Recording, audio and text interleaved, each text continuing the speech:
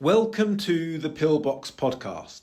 On September the 17th, 1940, Hitler cancelled his planned invasion of Britain, Operation Sealion. On Amersham Common, in between Heyshott and Midhurst, there is a World War II pillbox built in the summer of 1940. So Neil and I went out to the pillbox and had a really good look at it, made a few discoveries and had a really wide-ranging conversation about German preparations, British defences. We hope you enjoy it. Thanks. Wenn wir fahren, wenn wir fahren, gegen England, England.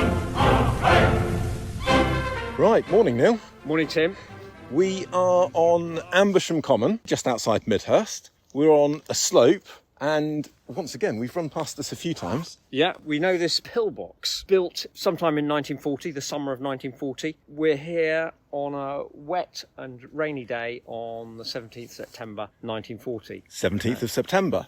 Because this is the day that Hitler is going to cancel the planned Operation Sealion. Yeah. Shall I do the German again? Yeah. Seelöwe. So, and this is perfect because the reason that Hitler gives for cancelling Sealion is bad weather. Yeah. And here we are with a storm yesterday. And we've got heavy showers today. It's raining a little bit and with sunny intervals. Typical September weather. Not ideal for an invasion. We can't even see the South Downs. Yeah. So, the pillbox.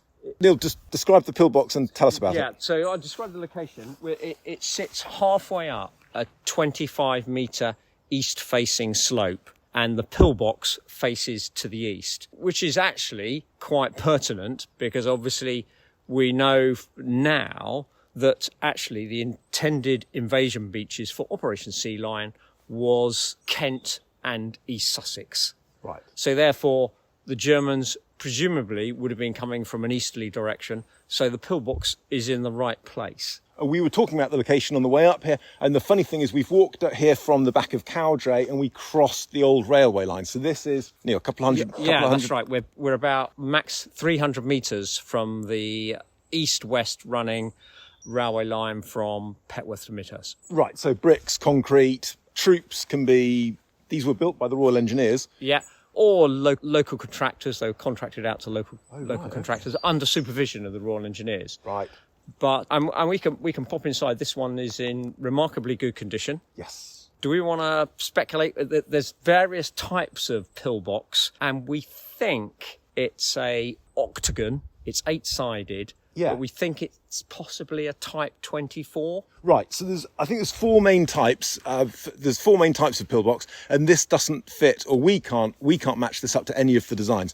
So we think there must have been some. I think you said there's some latitude in how you design them. Exactly. Depending on ground conditions and local conditions, and you could basically vary from the War Office model of what a Type 24 was. So it could be a slight variation on a Type 24. Well, and actually, no, if we just on that theme, so there's some latitude into how you design them, which is surprising. There's a war on, but there was what I read is that there's a way that the builders are able to add bits of steel, bits of reinforcement. Yeah. And really interesting here, a lot of people have speculated about what this is because we've seen, as you see on the north side of the pillbox, there's some steel sticking out of the side, and they just look like railway lines. They are railway lines. Yeah, undoubtedly they're railway lines because they've got the bolt holes at the end of the steel where you bolt one with a clamp. You bolt the one rail line to the next rail line, right, and sit them on the sleepers. So they're undoubtedly rail lines, and as we've said, the railway is close by. So the contractor or Royal Engineers is using material that's available. And basically, those two rail sleepers are reinforcing the concrete roof. Right. And for all we know, there's shorter ones within the structure of the roof anyway. So it's a fairly substantial structure, which has stood the test of time. It's in really good condition. It is. Now, and I think the interesting thing there, if we just put ourselves on the ground in 1940, Royal Engineers are coming out and they've designed this octagon shape, which we can't find a plan for, and then they've used local materials. You can almost imagine them you're picking up a railway like, well, hang on, what should we do with this? Well, we could build that into the concrete of the roof and reinforce it. I think that's fascinating. It sticks out the side. They haven't bothered to trim it, and it's been there for 85 years. 85 years, yeah. Okay. Yeah. So then we move on to why is it here, and that's a slightly more difficult issue to bottom out. So I probably should talk about what we've gleaned about the British defensive plan, right? Which was, and this is all a bit ad hoc, as basically this started, after Dunkirk or during Dunkirk. Yep. They suddenly realised the UK mainland was at threat. Right. So therefore, because Ironside's in France, he comes back to the UK straight away. Ironside's responsible for UK defences. Yeah, that's right. So 27th of May, they start thinking about building some form of defences. We're not exactly sure of the start date, but over the next 16 they're building a lot of these things all over. I think the numbers is something like 18,000. And many of them obviously have disappeared now, but this one still remains here. And can we go inside? Yeah, let's have a quick little wander inside. Yeah, it's open. It's on orienteering maps. It's not on Ordnance Survey maps. I mean, Heyshott Village is just a mile away or so, isn't it? Yeah. And it's just off the old railway line. Yeah. So inside, the brickwork's in really good condition. It's got a number of loopholes in each face. Yeah. 4. It's dry. It's got 8 loopholes. Bone dry, actually. Facing north through east round to south, and without the conifers there, we'd assume you'd have a reasonably good view or arcs out towards the east, so you could be able to see quite a long way. So we're sort of getting to the gist of why they might have sited it here. Oh, Neil, put the head torch on here. Is this an old bit of railway line, or is that part of the? It could be. It's a bit of reinforcement above. It's like a lintel. It is like a lintel you put on any window. So you've done that just to support it. But it's only on the front. It's not on the sides. It looks a bit improvised. Well, to me. this has come off. So basically, there's a bit of spalling, so we can see reinforcement. We can see a metal girder, which could be railway, but not necessarily, above the loopholes. And like any lintel, when you construct, so they put one across here, but maybe there's just bricks there because that's a smaller gap. Yeah, really, I think what's interesting, when you see this, it's easy to think. I think it's important to put this into context of what was planned for Operation Sealion and what British defences were, because it's easy to look at this and think, well, it's a bit antiquated. It's square-sided. It's not going to survive an 88mm Tiger tank. But we have to put this into context. This is summer of 1940, and the Germans aren't going to be landing heavy armour. This is going to be, well, first of all, it's improvised, it's ad hoc, and it's really going to be infantry. Yeah, it's anti-infantry. This is to fight against German infantry, right? And because there's no heavy weapons in here, so it would protect you against some sort of. It's got a reinforced concrete roof, so it would provide some protection from artillery rounds. Right. So we could debate about whether it's better to be here or in a trench just at the top of the hill. So big picture, Neil. What are the German plans? What are the German plans? What's the order of battle? Who's right? So the German plans were only the German plans for Sealion is a bit ad hoc. It only really commenced planning with Hitler's number 16 directive on 16th of July 1940. So the plan, but they have put together a plan. There is a number of facets to that plan, but basically the army part of the plan is to land in the first wave about 8 divisions, and those divisions are on various beaches stretching from Folkestone all the way from Brighton. Right. And that's the first wave. Okay, so how many divisions? Sorry, I'm just saying, it's 9 infantry divisions, 9. And that includes 2 airborne divisions. 2 airborne.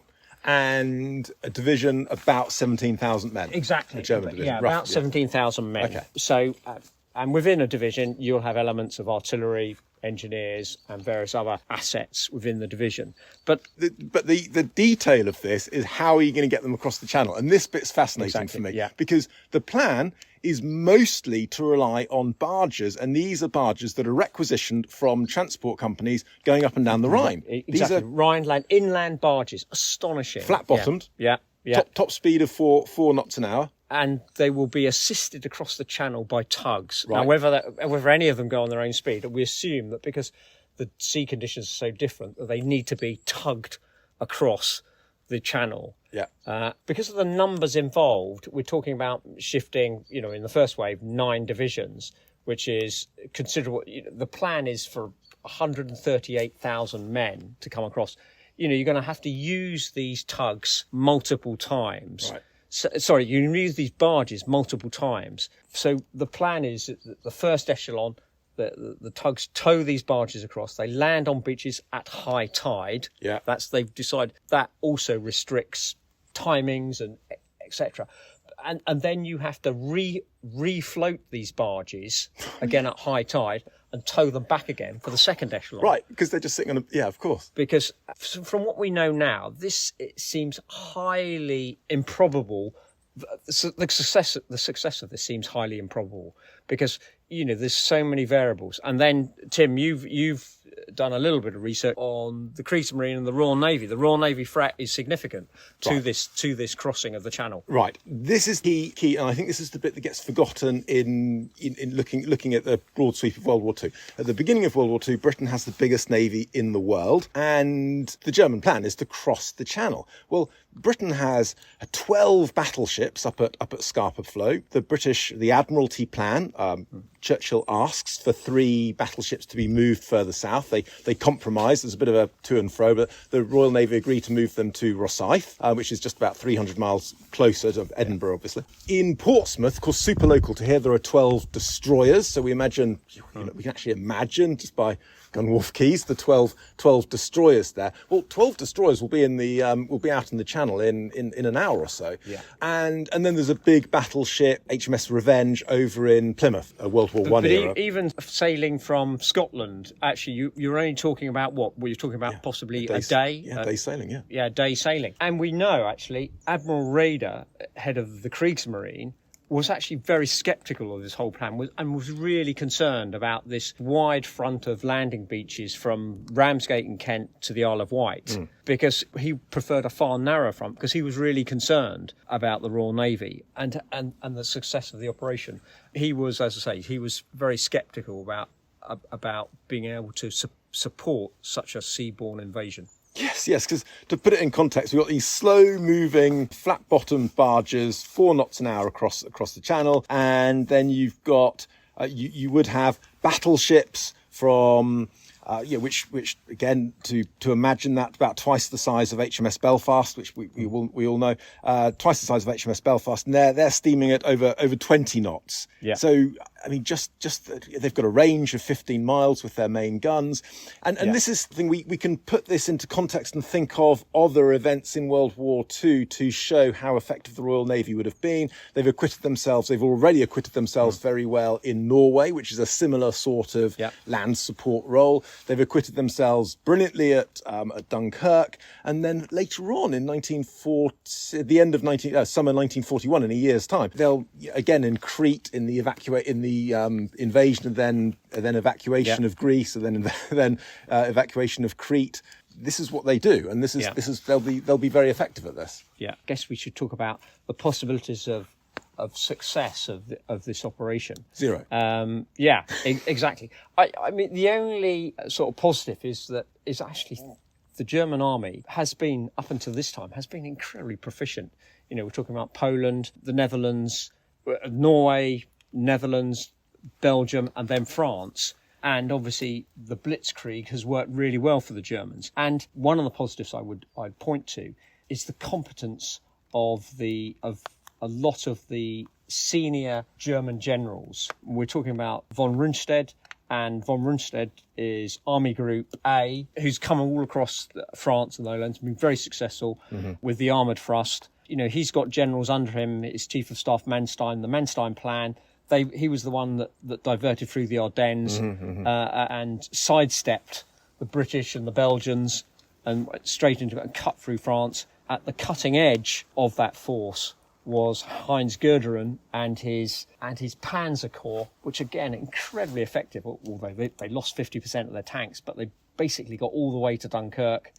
And Heinz Guderian was very upset about the stop order. Yeah. Just when they'd almost... Well, he ignores it at first. Yeah, and basically they won. Yeah. Von Rundstedt was slightly more sort of understood the reason, but then after the war in his memoirs said actually it was a blunder, because obviously that was the chance they had to destroy the BEF completely. But could this be said to be an example of where, because in Poland, in France, in the Low Countries, these are all short Blitzkrieg style wars. It's Bewegungskrieg, war of manoeuvre. It's with no sea crossing. With no sea crossing. Yeah. So big picture wise, logistically, these are fairly straightforward, and even logistically, even with these really short scale invasions, for example, even in the invasion of Austria, which isn't really an invasion, there are breakdowns, there are running out of petrol. So logistically, we think of German efficiency, but logistically, they're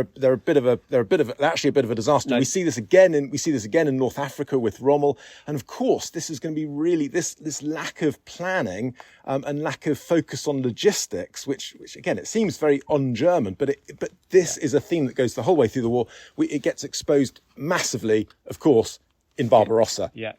No, you're exactly right, Tim. And what has happened in Norway is they don't have... so basically, they've used harbours. And actually, they have lost quite a few ships in Norway because they haven't got landing craft or anything like that. They have to go into harbours and use harbours. And part of the Sea Lion plan was actually to have this invasion, first, second, third echelon troops using the barges. But then they hoped to capture ports such as New Haven and then use the facilities there if they were undamaged. So that was part of the plan, was the issue. But this was a bit of an ad hoc plan. And that's why we've sort of come back to the fact that von Rundstedt wasn't entirely... He actually, once France was defeated, he was put in charge of the whole operation and the planning. But he also was cynical and basically his comment was he wasn't surprised when Hitler put the cancelled order out on the 17th September. He was almost expecting it. So now, I always think there's a couple of themes, and I think it's quite... Well, actually, it would be quite interesting just to put this into context for the whole of the war before going back into the details. I just thought this was interesting when we were putting ourselves on the ground 85 years ago, September the 17th, 1940. Britain's been at war for a year. Invasion of Poland, so September 39. And I think the British people, the people of Midhurst, probably think, well, things can't get any worse because, of course, we've had the fall of France. So France out, Italy in. Effectively, Russia is an ally of Germany, and there's been a catalogue of disasters, including, of course, Dunkirk. It looks as if things probably can't get much worse. Of course, they're about to get a whole lot worse, and the next year will be another catalogue of disasters with the Blitz, the siege of Tobruk, going all the way up to the German invasion of Yugoslavia, German invasion of Greece, retreat from Crete. It gets an awful lot worse for the British war effort in that, and that's of course the famous. We're now in the year of Britain standing alone. When we got back to talking about this pillbox, which is really interesting, it sits on its own, and we're not quite sure of the strategic reasoning for the placing here. It is actually, as we've mentioned, it is sort of in the right place because it's facing east, and that's where the Operation Sealion invasion was going to come from. It's not like some of the other, what was called stop lines, which were created with anti-tank ditches and pillboxes. For example, GHQ stop line B on the North Downs was a whole series of pillboxes, probably anti-tank ditches and obstacles, and that was a proper stop line. But of course, that's further north, and so maybe this was positioned here.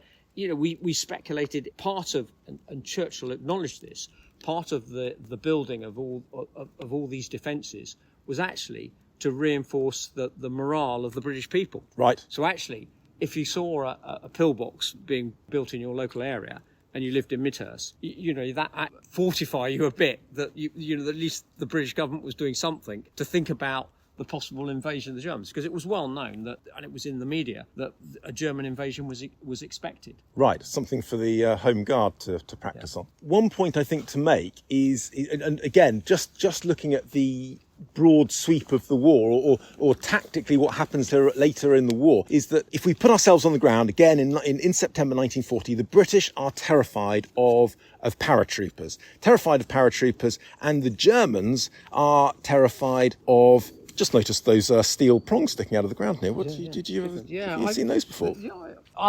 This could have been, with no conifer trees here. Yeah. This would have stood out. It would have red brick. You would have seen it quite easily. So actually, what they did with these pillboxes is they camouflaged them. They look like ginormous tent pegs. Exactly. Is that what they are? So I think tent pegs. that what these metal stakes do is this is where you tie on your camouflage net, right, and you drape it across here. So there might be these stakes all the way round, and they might be buried by soil. But I think that's probably what they are. They are slightly angled, so there's something to do with this structure, and I suspect that's just for securing a camouflage net. Really interesting. I hadn't spotted those before. Wow, World War II tent pegs. We've run up this hill with the milers on numerous occasions. Well, they're a trip hazard, Neil. So you should probably. And there's another one over here on the north side as well. Oh yeah. So yeah, they are here to secure something over here, probably a camouflage net. Right. So yeah, well spotted, Tim. Yeah, I was seen those before. What I was going to say there, Neil, is the British are terrified of paratroopers, because this is a German innovation. It's been used successfully. Yeah. The British think it's been used successfully in the invasion of the Low Countries, and this is because it's new, because it's aeroplanes, it's paratroopers. This is big in the public imagination. The reality is that paratroopers really don't work, and there's so many examples in World War II of the cases of where they don't work. So, for example, the invasion of Crete. Well, the British and the Germans draw different conclusions from this. Yeah. It's a disaster for the Germans. They have really heavy losses of Fallschirmjäger. They're very highest trained troops. The British draw the reverse conclusion, think it's very effective, and of course use it in Operation Market Garden, which is a disaster for the British. So and interestingly, parachutists are not used at all in the whole of the Eastern campaign. Right, yeah. And actually, they don't work terribly well on D-Day either. This is big in the public imagination, and that's driving things like Home Guard, pillboxes. But the reality is that the evidence is they don't work terribly well. I thought that the other point that's big in the German imagination is they're obsessed with getting aerial superiority, and of course that goes back to our last podcast about Battle of Britain. Obsessed with getting air superiority. Yeah. They want air superiority before they launch an invasion. Of course, the reality is that it's really hard to hit a ship or hit anything really with a 1940 vintage aircraft. It's just precision bombing just doesn't really exist back then. You know, you make the point about, because the reason we're here on the 17th of September is actually 15th of September, 2 days ago, has been a really tough day for the Luftwaffe. And this was one of the massive attacks, and it was still blunted, and German pilots were astonished at the numbers of RAF aircraft the fighter command was still able to put up. And so basically that has sealed the fate of Operation Sealion 2 days later. Right. Because even Göring has acknowledged it ain't going to happen, because they haven't got air superiority and they're not going to get it. And that's the reason why today, on the 17th of September, Hitler has cancelled Operation Sealion, because they haven't got air superiority. Right. So the focus goes over to the Blitz, and German planning goes over to Operation Barbarossa. Yeah, Operation Sealion is delayed till next year, basically. Right. But obviously, already we know that Hitler is thinking about Barbarossa anyway, so he may well know that it possibly has certainly taken a lower priority. So as far as the German commanders say, it's just delayed to good weather, because as we've discussed, with all the rain and the squally weather, you don't want to be crossing the English Channel in late September.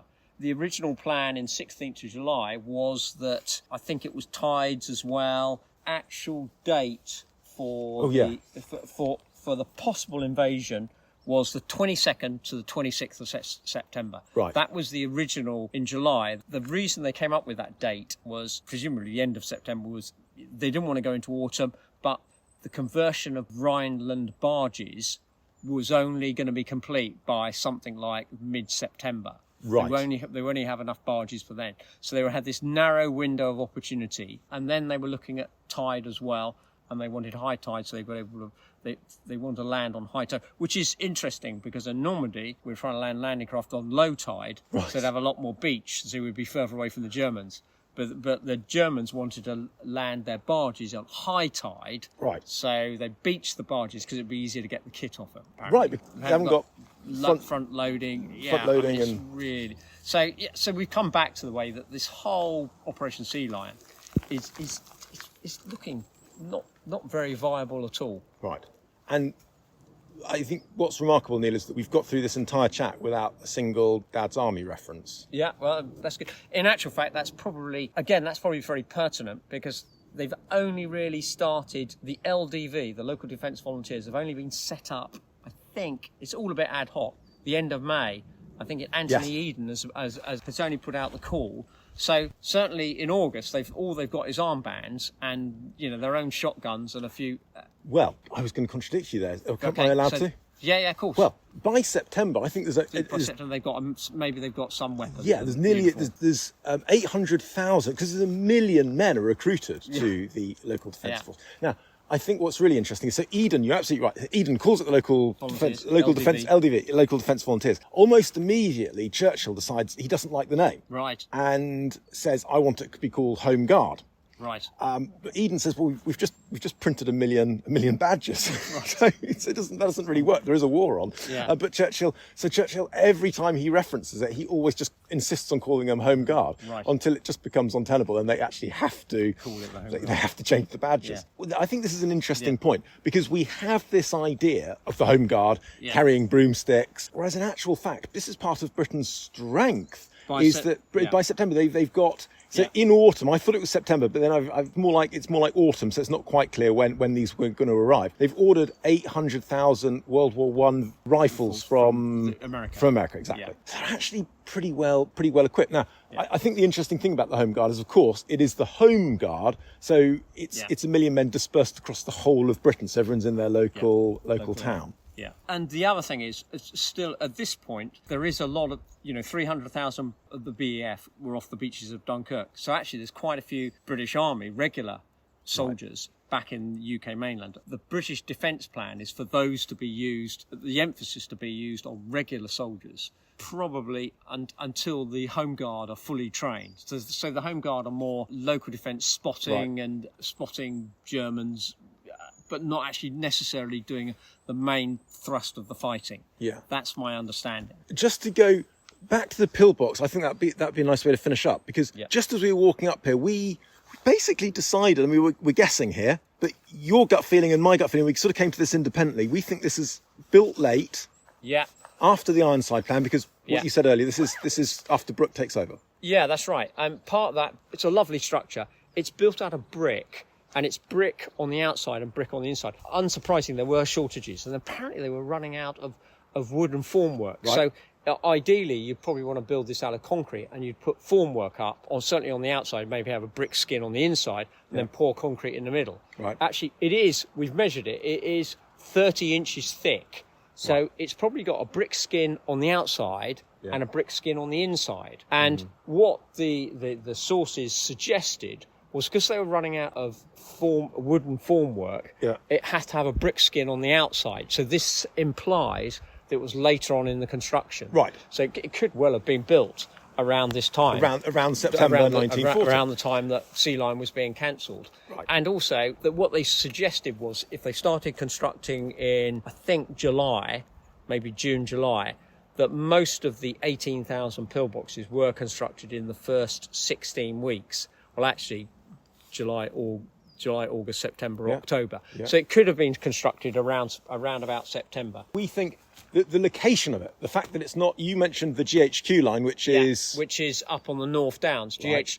line, there's two. The main GHQ line A runs the spine of Britain, GHQ line B. There was other stop lines like the Taunton stop line, the various other stop lines of interlocking pillboxes. So what that was the Ironside plan. Then Alan Brooke takes over, and he doesn't like that defensive mentality of people sitting in pillboxes. He would prefer a more mobile defensive, which would rely on counterattacks, mobile reserves coming in. You'd still have defensive positions. He was slightly against this siege mentality, he called it. Still, this construction programme went on, but the strategy behind it was slightly different. So this still ticks the box of a defensive position to hold up the Germans and allow maybe some mobile reserve to come forward and on the railway line. Yeah, on the railway line possibly, and defeat the Germans to the east of here. There you go. Yeah, brilliant. I think. Oh, shut up. you did that bit out. Yeah, good. Very good. We covered a lot of stuff there, I think. We have covered a lot of stuff there. Right. I think you'll have to edit that one a bit more than our first one.